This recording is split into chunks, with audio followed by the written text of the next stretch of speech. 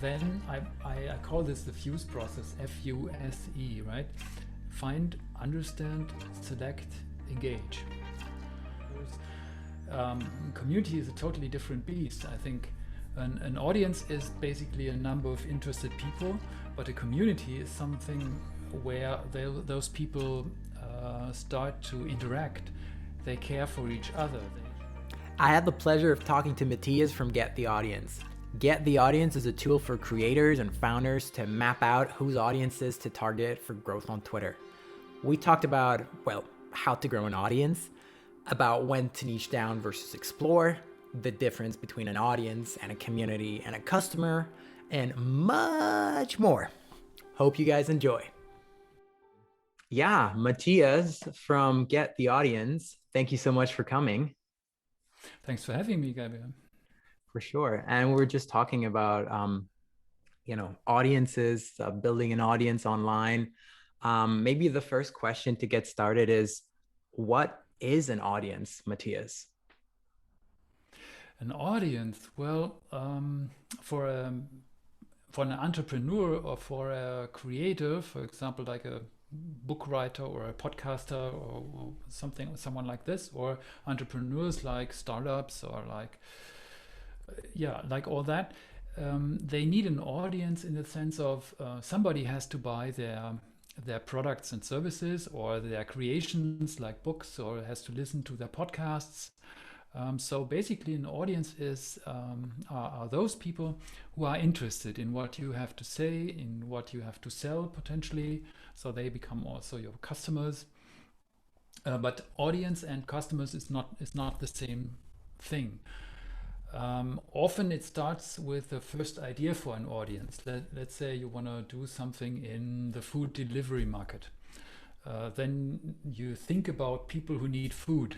So people who need food would be your first idea of an audience. At that point in time, you have zero customers. So audience and customers is not the same thing. Audience is the people who care about what you have to offer. That's a good one. People who care about what you have to offer, people that care about what you have to say. Yeah. Which kind of brings me to the whole audience versus community aspect.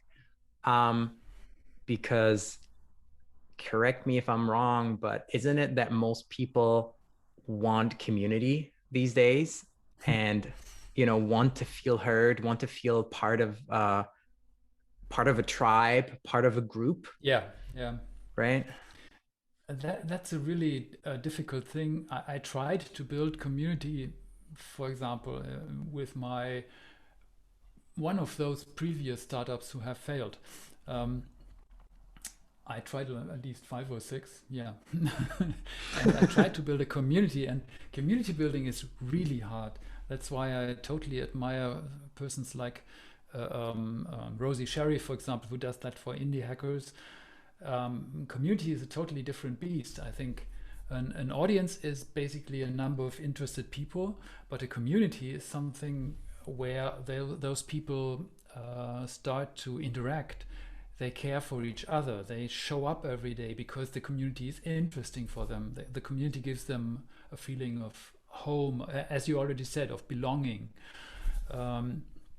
So this is again one step more, I think, from an audience. Yeah, and I'm just thinking because this whole podcasting thing is also kind of a selfish thing because I get to talk to interesting people to learn from. Isn't basically a community of like-minded people the ultimate, the highest level of having an audience, because it's no longer many to one, but it's kind of like a many to many relationship, if you know what I mean. Yeah, it's really, it's even more than an audience. An audience, Arvid puts it, there are unidirectional audiences, like a singer on a stage, they are singing and the audience is listening, that's it. And there's a bidirectional audience, kind of where people talk back to the artist, or to the creator or to the entrepreneur. And the creator starts interacting with their audience. Community is even more. People start interacting with each other. Members of the community, they care about each other. For example, on Twitter, I have my Twitter feed, and I have some people, I marked them with this option, send me a notification when a new tweet arrives from that person. So these are only, I don't know, 5, maximum 10 people. I don't think so. This is quasi my community where I listen to regularly. Whereas I have, I think, 500 followers and 700 people I follow.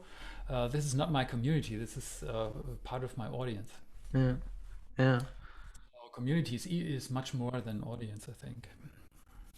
For sure. For sure.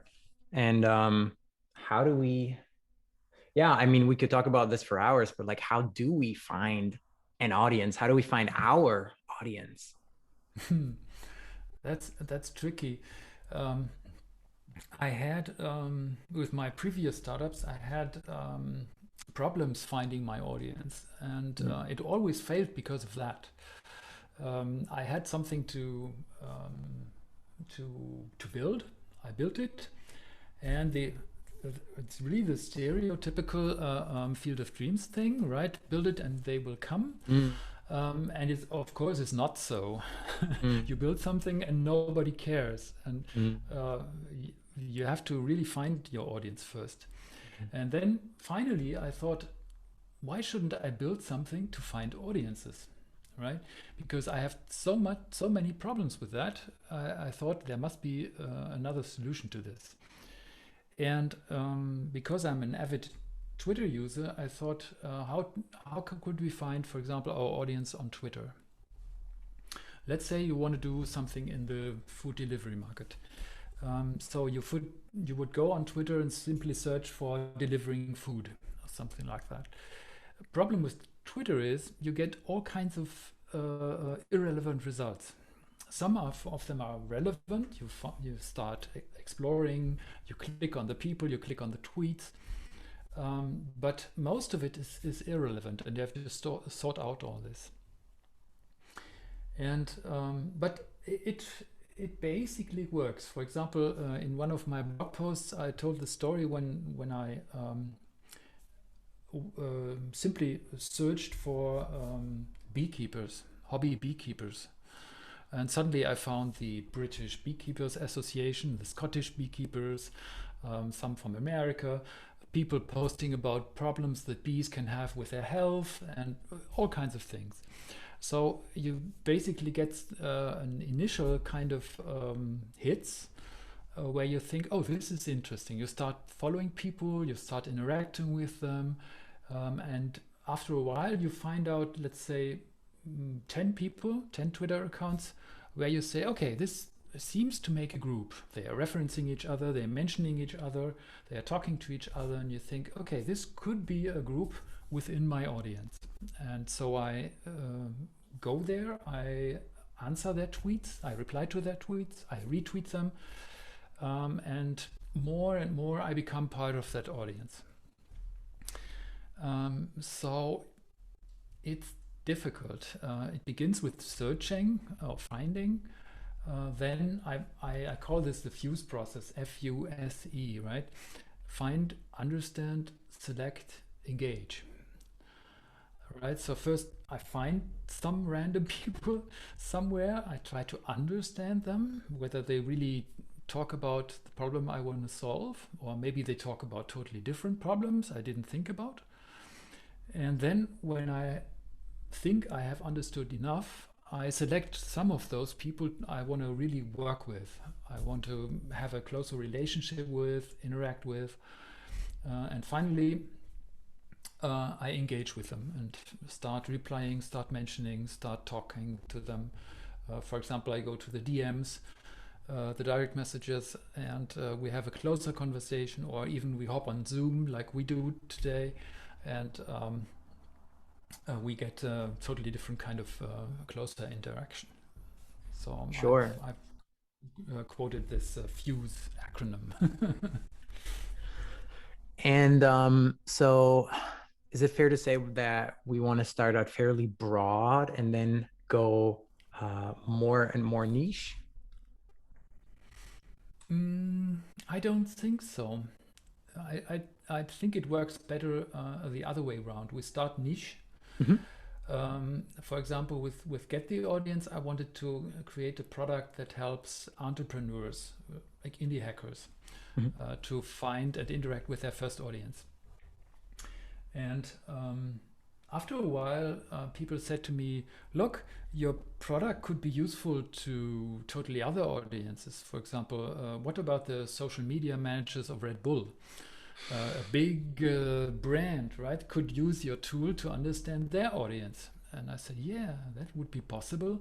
But if I wanted to address them, I would have to totally change my whole marketing, my positioning, everything, my messaging. When I wanted to talk like big companies like McDonald's or Red Bull, this would be a totally different thing. But I think it's good to start in a niche, get your product in order. For example, I'm increasing the product quality now.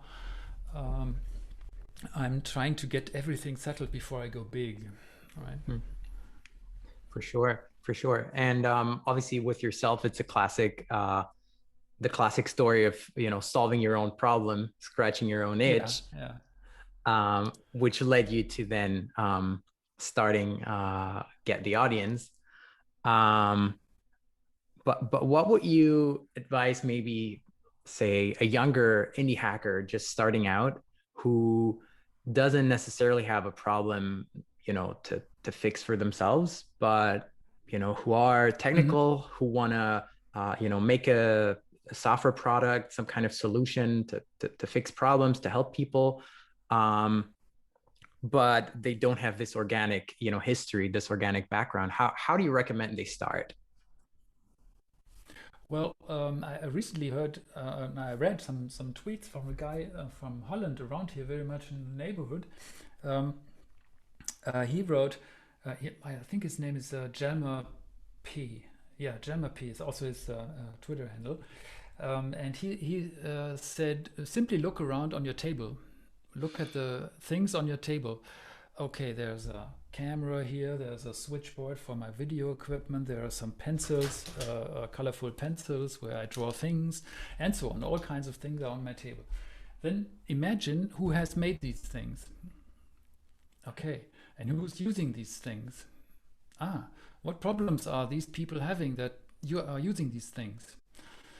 So the main idea is start with yourself and the things around you, because it's highly likely that you will find a problem that is unsolved only because you are already part of something, right? You are already part of an environment that has or could point out some problems. This is what I did totally wrong with the previous startups. I tried to solve problems for people that I don't know, that I even don't know. I can't judge those problems. So why not start with my own environment?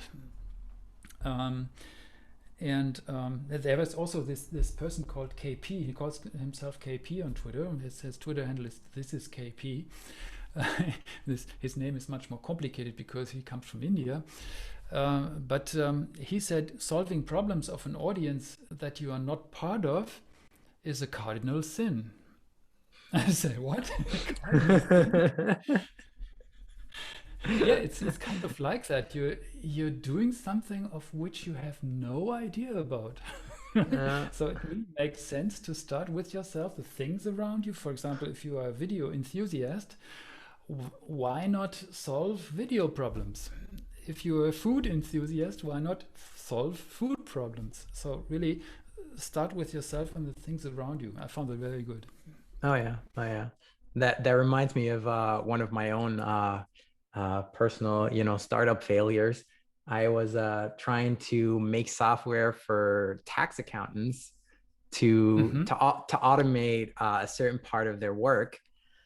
And granted, my dad is a tax accountant, but so I had some insight into the whole process, and there was a link there, but at the end of the day, am I passionate? Am I enthusiastic about tax accountants and That's it. taxes? Yeah, I'm really not. I couldn't care yeah. less. That's it. Yeah. The energy is the next problem. You may have the energy in the beginning because you're starting something, right? So the energy comes from starting something, not from the subject matter. Mm. And after 3 weeks, after 6 weeks, after 9 weeks, you think, oh, how long does this take until I get my first users, until I get my first customers? And the energy is going away. So it's much better to start with the subject where the energy comes from the topic itself and not from starting something. Exactly. Exactly. You nailed it. That is my biggest takeaway from that, failure. Yeah, Mm, for absolutely. sure. For sure. And then kind of like related to this, how do we know because you said it's best to start very niche and to engage the niche audience. Um how do we know when we found our niche? Hmm. That's a difficult question, because you can make many mistakes there. Mm. I can tell you one story when I started in, what was it, October 25. Yeah, I never forget that date because it's the latest, get the audience, the latest startup that I founded. October 25, I started, 0 followers, no idea about whether it would work or not. I put out a landing page with no software behind it. There was no product yet, but simply an announcement that said, I want to find your audience, and so on. And I put a button on it saying, sign up here for early access. And people started to sign up. But the product was not announced as a paid product yet. So people didn't know how much will it cost later. The effect was that I think 40 people or so signed up. And I thought, oh, I may have found something. And I started the first version, I think about 1 month or so. After 1 month, it was running.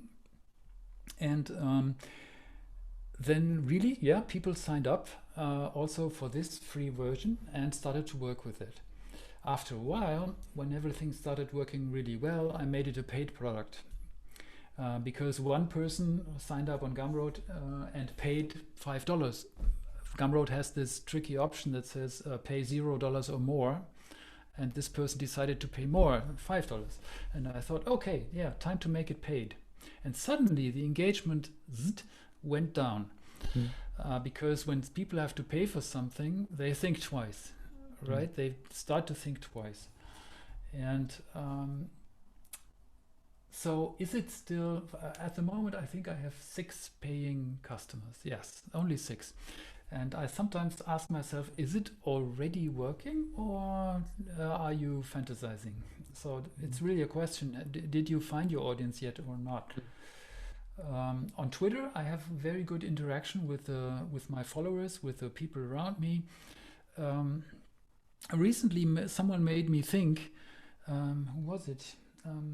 A guy who posted "Build a Business, Not an Audience." It was a provocative title. Oh, And Jacob, someone. Yeah, yeah, I read that Jacob, too. yeah. Yeah. And he said this audience thing is partly bullshit, right? It's Yeah. it's because the audience are not your customers. The audience might be only the people you entertain. And I said, oh, shock, right? I was really shocked when I read that. I thought, hey, let's not fool ourselves. People who stay with me because I post so regularly, because I build in public, I always share my metrics each night, and so on. Maybe they are only with me because this is good, and not because they like the product. This is a different thing.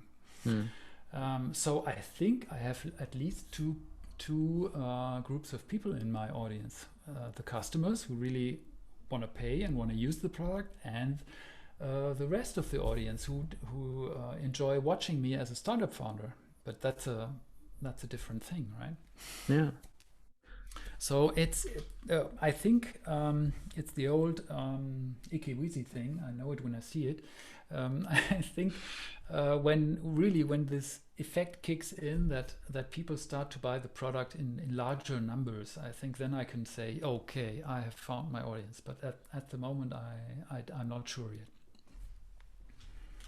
Yeah, like this is really something. This article, build a business, not an audience, really made me think also, because at the end of the day, for indie hackers, the goal is to build a sustainable business. Right. You know, the goal is not to quote unquote entertain people online. Yeah. Um, It's really tricky.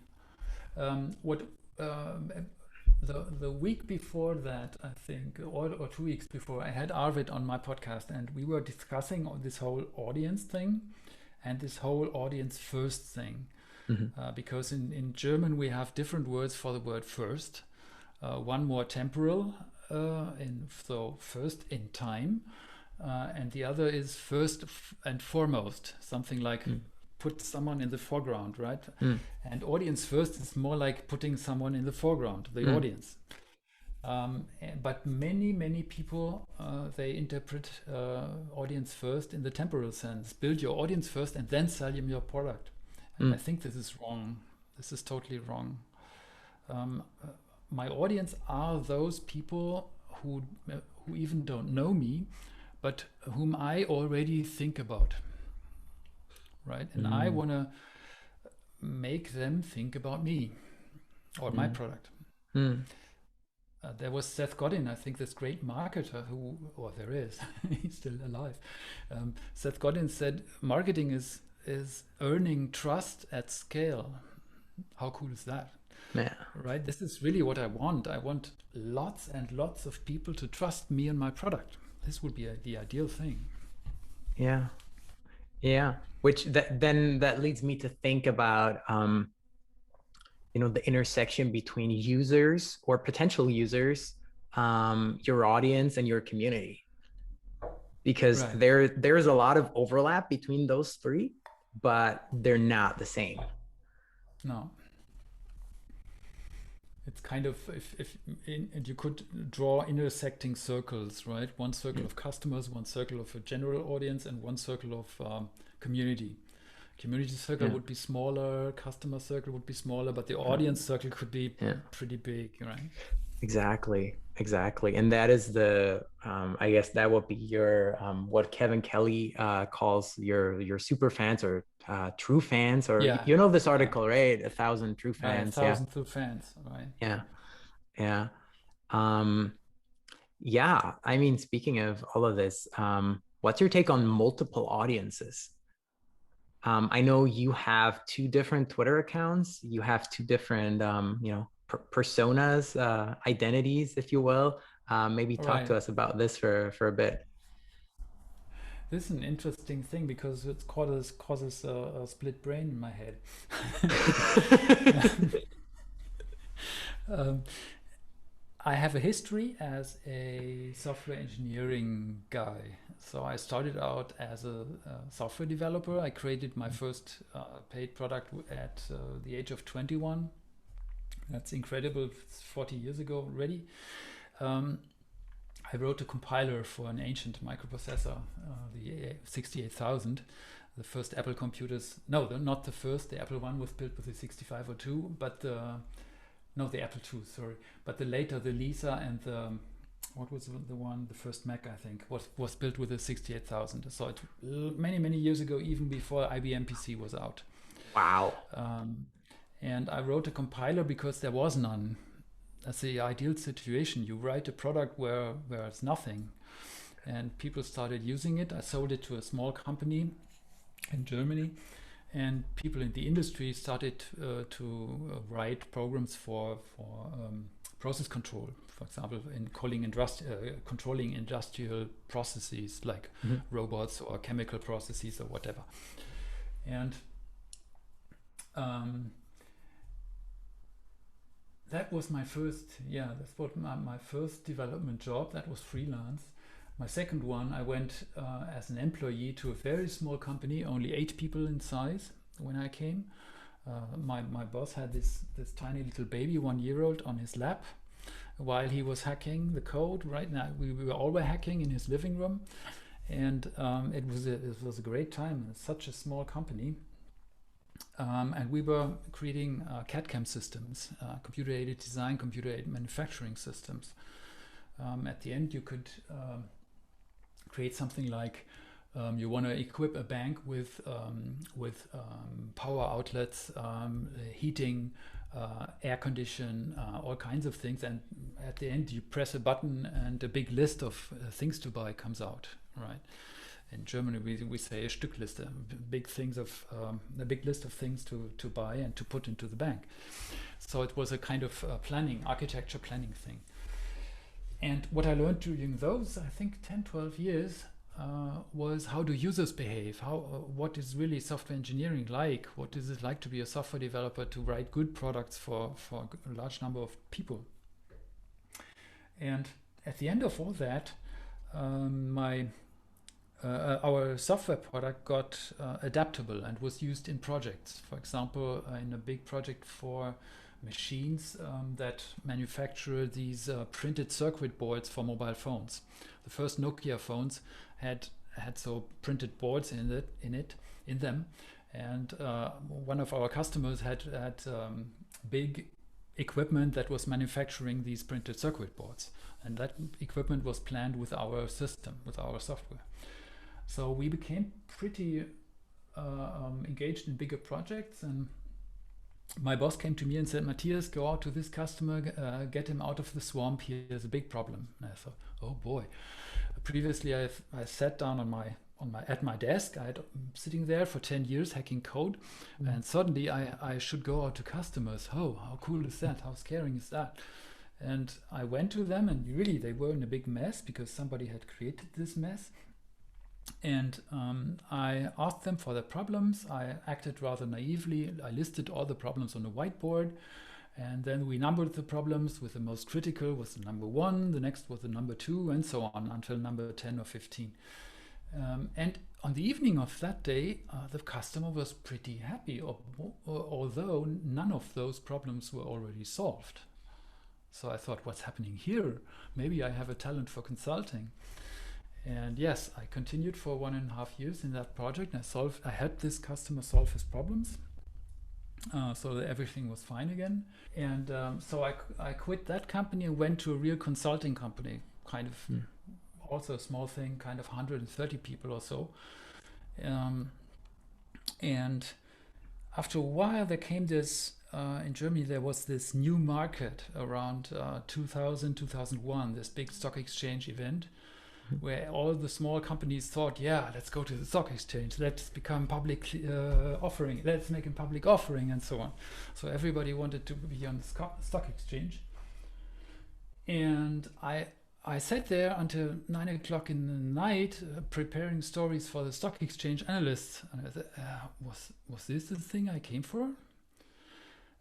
And the answer was obviously no. I'm here to solve problems for people. I'm here to maybe to write some software, to implement some software. So that was the time when I became freelance again. That's my current job, as a freelance consultant for software engineering methods. So I spend time with software engineering teams who want to create good stuff, come out in time, and don't lose their mind in the process, right? So I help them with software architecture, with agile methods like Kanban, Scrum, and everything. No, not so much Scrum anymore. But I like to be this software engineering guy.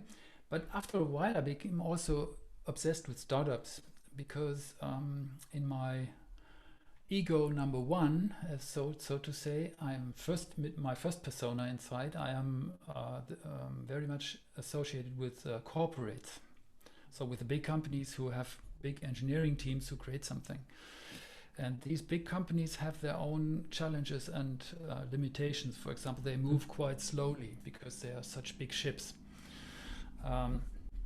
So I became rather obsessed with startups, because as a startup you can really, really move fast. You don't have many restrictions, many constraints. And I ended up becoming an indie hacker because as a one-person entity, you can even move faster. This is what fascinated me. And now I realized, hey, if I do all this on the same Twitter account of the old things that I have since 2009 or so, I will alienate my first audience, my software engineering, big company, enterprisey stuff audience. So I created a second Twitter account and called it Get the Audience First. And I tried to make it like a product.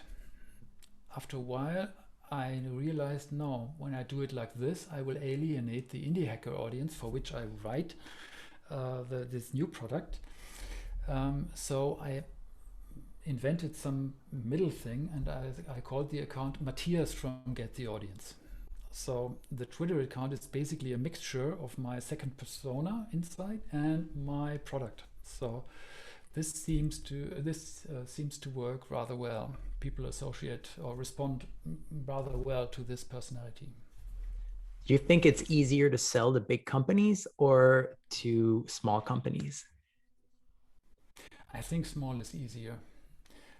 With big companies, you make much more money, or you could make much more money, but the sales process can take really, really long. For example, you contact somebody, and this person is, let's say, enthusiastic. They say, yeah, good product, wow, I like it, and so on. But until this person is allowed to buy anything, they have to jump through all kinds of hoops. They need to ask their boss. They need to ask their purchasing department. They need to look into their purchasing rules, and so on. Am I allowed to buy something from a one-person company? Oh, no, probably not. So interacting with big enterprises can become really difficult.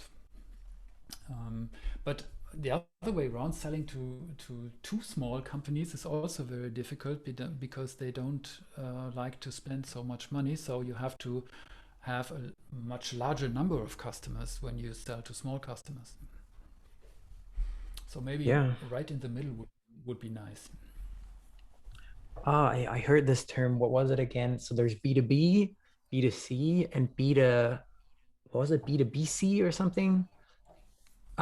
Which is this right in the middle, right? When you're selling to, for instance, freelancers, right? So they are in a way small businesses, but they're willing to spend a lot more money and invest a lot more into their business than just like a B2C, person that doesn't run a business. Yeah. I think freelancers are kind of ideal because they know exactly when to spend money and when not to spend. I'm a freelancer myself, and for example, when I started Get the Audience, I thought maybe I need a podcast. Okay, a podcaster needs a podcasting hosting service. So I decided to pay for Transistor. Or when I tweet on Twitter, I need something to schedule my tweets. So I decided to spend money on HypeFury. I make very conscious and very quick purchasing decisions. It doesn't take a long time. And those two, just to intersect, jump in here real quick. Those two tools are also the perfect examples for audience first, not just audiences, but communities, because I myself use Transistor, and those guys are so popular, so well known within the indie hacker community that almost as a thank you of sorts, I'm willing to go with Transistor over other podcast hosts. Yeah. It really feels like an identity, like an identity thing. Justin as an identity thing. Justin as a person, for example, who is a lot behind this Transistor service, you can feel Justin. It's really easy to feel. It's not like a big company thing where you don't know the people who are behind it. Yeah, exactly. It's really and you are almost wearing it as a badge of sorts, in the sense that, kind of like going with Transistor, odds are, you're also an indie hacker, or somehow, Yeah. to do in Yeah. that, in that realm. Yeah, for sure. Um, for sure. Um, yeah. Let's see. Did I have any other questions? Yeah, maybe one last question for you. I would like to hear your opinion on this. How do we know, um, as far as exploring?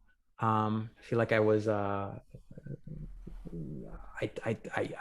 started talking about this earlier, but how do we know about when it's time to stop exploring and to no, did I ask this question already? And to niche down? No. I didn't? Okay, maybe I had Uh, in my mind. Anyways, you know what I mean. yeah. Uh, it's the question around the pivot. Hmm. Um, yeah, how do you know that? That's difficult to answer. I had a lady on my podcast who had a WordPress related business. She writes a plugin that allows you to to send blog posts as newsletters, right? So kind of Substack for WordPress, Mhm. called newsletter glue. Yeah, that's the name of the plugin. And she tells the story of her pivot. They began as a rather big thing around WordPress, and this didn't succeed very well. But she noticed that the newsletter sending component of this bigger thing Mhm. was valuable, and this could work well. So they niched down into this newsletter sending thing, Mhm. so they became much smaller. She and her co-founder, and this worked well. So sometimes it's better to niche down. I think the startup literature calls that a zoom in pivot.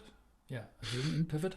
And sometimes it's better to zoom out, right? And say, okay, I have started very small and I see some more potential around this. Maybe I Mhm. should become big. For Mhm. example, recently one of my users said, your tool is for audience exploring, understanding, selecting, engaging, and so on. How about doing something, tweeting for them, or becoming members of a list, and so on? So write operations on Twitter, not read operations. And I said,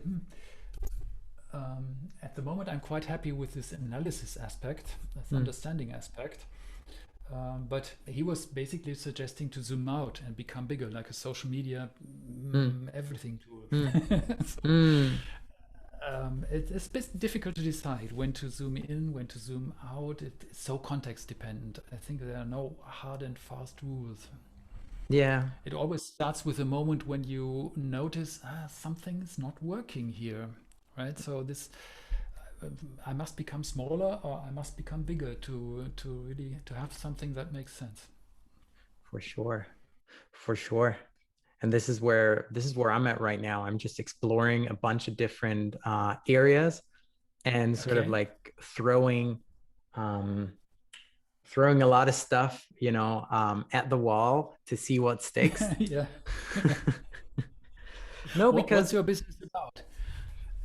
because so right now the last one I was mentioning was the tax accountant thing, and Yeah. that really made me realize it has to come from within. I can't just find a problem in the market that needs solving, um unless I'm invested, like you said, unless I'm invested in that audience myself, and unless I'm part of that Yeah. audience myself, it won't work, because it'll take months and most likely years for this business to be truly successful. um so this is why right now, I'm exploring, health, the future of healthcare, because Ah, I'm sort of a biohacker of sorts myself. I'm really into, healthy living, and interesting. you, yeah, using technology, quantified self to be Oh, yeah. healthier. Yeah.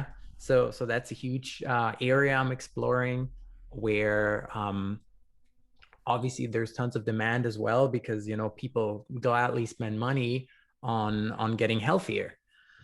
Hmm. um yeah, and then other areas I'm exploring are psychology and real estate, which seemingly have like nothing in common.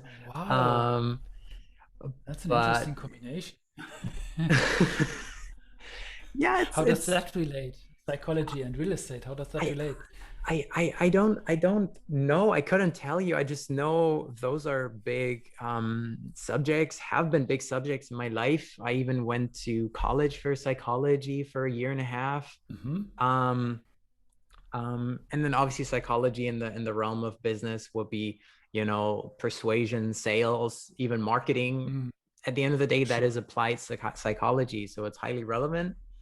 Um, and then with real estate, it's weird because I always feel drawn to real estate. And I know a lot about real estate, and granted, also my mom works in real estate, so again, it's not super far fetched, Okay. but um, it's one of those things where when I see when I see an old building, especially here in Berlin, like there's a lot of construction Yeah. happening.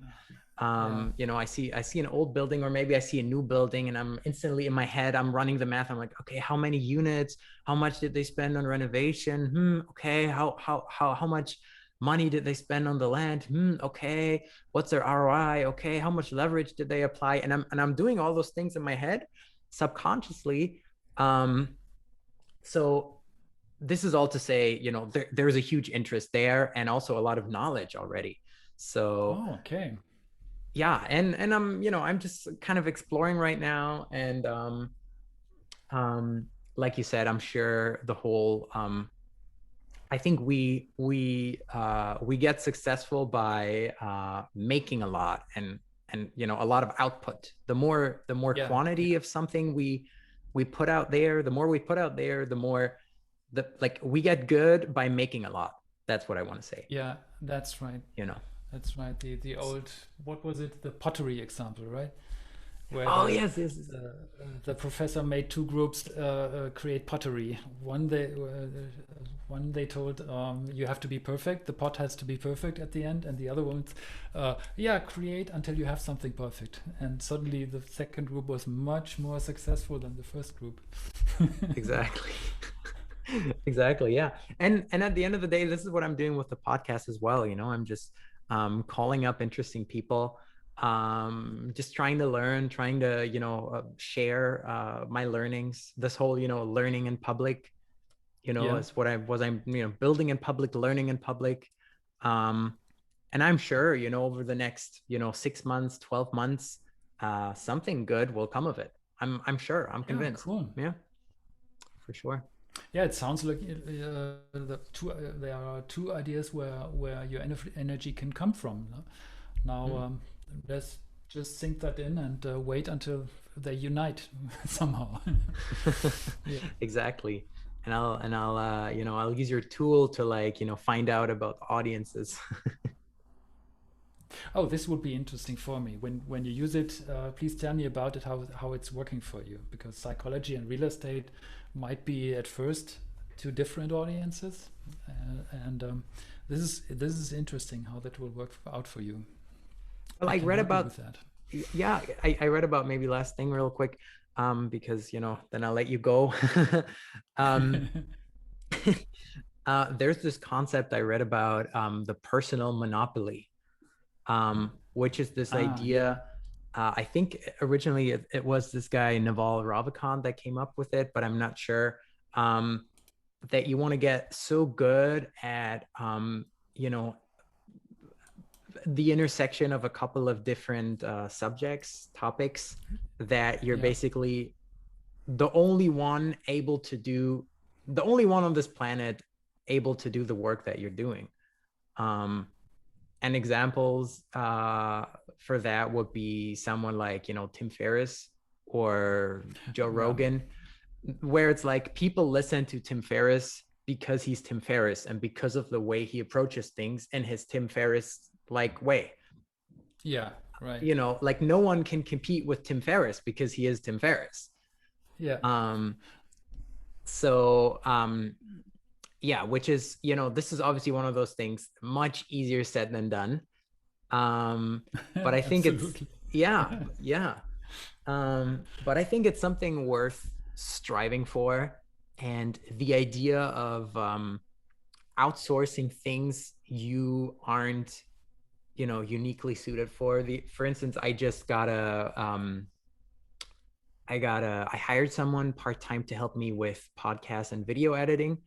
And that Oh, freed up wow. so much of my time. And I'm just so incredibly happy that I did it, because it's something, I'm not uniquely good at. I don't enjoy either.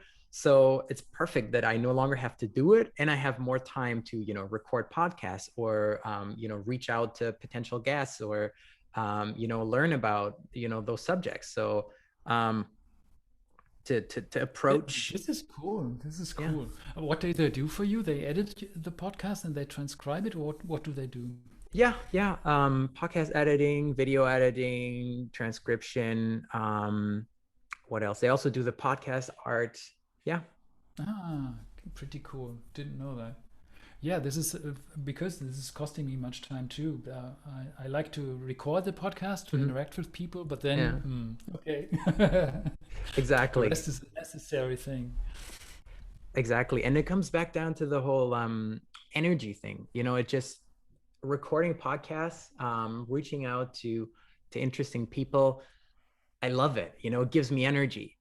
Yeah, But editing, uploading, transcribing that stuff, it's like it's a drag. yeah, that's correct. Even with a Yeah. tool, I use Descript, for example. It's a tool that transcribes to text, and then Mm. you edit the text, and the tool edits the audio. It's pretty Mm. amazing. You delete a word, and in the audio it becomes deleted. Oh wow. Right? It's not so complex anymore with editing the audio, but you Mm. edit the text instead. Mm. This is pretty amazing. It can even insert a word with my own voice. So dangerous, right? Oh wow.